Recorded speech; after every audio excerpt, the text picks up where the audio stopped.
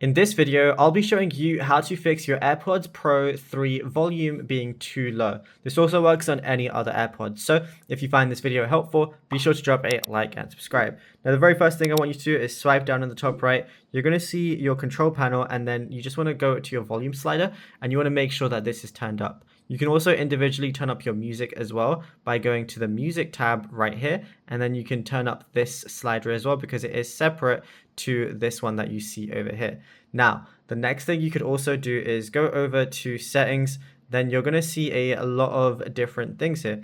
So all you want to do from here is scroll down, and then eventually you're going to see sounds and haptics. So if you want to change the volume for your ringtone and alerts, you could do that over here. But if that's not the case, what you could do is scroll down. If you have volume limit, you can go ahead and turn this off so the limited maximum volume isn't limited. And then where you see reduce loud sounds, you can go ahead and turn that off as well. Then go to headphone safety, and then you're going to see a few different options, but then you're going to see reduce loud audio, which is the second option. Make sure that is turned off as well, because if you have that enabled, that could be why your volume is too low. And it's as simple as that. Now, if you found this video helpful, drop a like and subscribe.